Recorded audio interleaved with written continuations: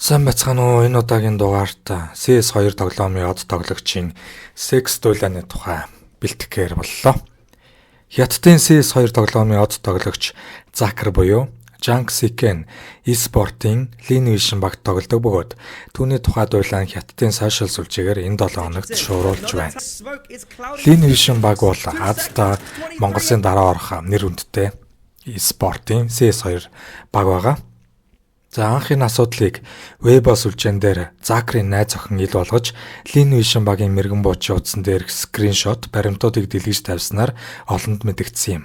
Тэрхүү пост дээр Закер хэд хэдэн эмэгтэйтэй зэрэг романтик харилцаатай байсны дотор телевизийн хөтлөгч, алдартай стример, бүр багийнхан нэг тоглогчийн найз охин хүртэл байсан ба тэдэнд бүгдд нь өөр хүн байхгүй гэж итгүүлсэн байна. Энэ хэрэг улам эдрэтэ болж нэг фэнигээ чимээгүй байлгах гэж мөнгө амлсан илэрч бусдыг дарамтлагатай ашигладаг 4,000 зураг видео утаснаас нь гарч иржээ.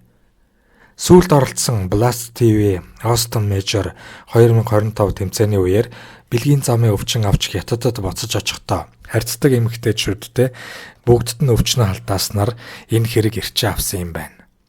Энэ асуудал онлайн орчинд хурдан төгссөн байна. Үүний дараа бусад эмэгтэйчүүд тоглогчтой хамаарах өөрсдийн баримтаа Weibo-д дэлгэж тавьснаар нэгдсэн байдлаар шүүхэд хандхаар болжээ.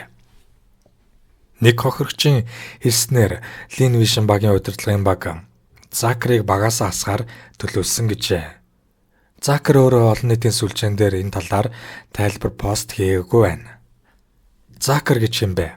Тэрээр 2002 онд төрсэн ба Закер нэрээр тоглодог. Жинхэнэ нэрийг нь Jang Seeken гэх ба Хятадын хамгийн алдартай CS2 тоглогчийн нэг юм. Түүний мэргэжлийн зам нь 2019 онд ATC багаас эхэлж дараа нь Lin Vision багт орж 300 тоглолтод оролцож $47,000 шагналд авчээ. Аппын буудалд болон тоглолт унших чадрынхаа ачаар 75 тэмцээнд топ 3 тоглогчийн нэгээр нэрлэгдэж байсан. Хятадын e-спорт ертөнцийг энэ мэдээд оргиж байх зур CS2-ын 8-ны зах дээр сонин зүйл ажиглагджээ. Мэдээ төгссөний дараа Закерийн стикерийн үн огцом нэмэгдсэн байна. Үн бууралтын шинж ажиглахдахгүй дээр эрэлт их байгаад бол зарим хүн үүнийг ашиг хийх алтан боломж гэж харж байна.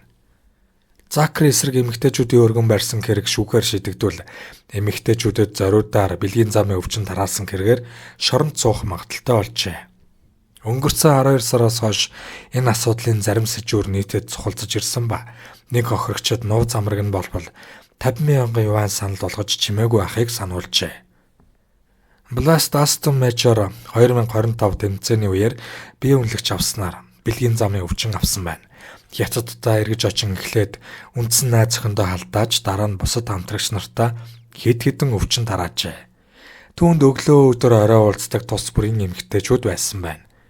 Закер өөрийгөө бэлгийн донтой гэдгээ хүлээн зөвшөөрч хохирогчдыг бүх нотлох баримтуудаа устган зүгээр найзууд үлдэе гэж ятгсан байна. Найз охин нь анх түүний утсанд нэвтэрж харилцсан яриа зургуудыг анх илрүүлжээ. Тэгээд л онлайнд мэдэгдсэний дараа бүр олон эмэгтэйчүүдийн давлгаа ирсэн юм байна. Эмэгтэйчүүдийн шүүхэд өгч байгаа хуулийн зүйл анги нь мэдж байсан мөртлөө бэлгийн замын өвчин зориудаар бусдад халдаасан нь батлагдвал эрүүгийн хариуцлага хүлээдэг заалт юм байна.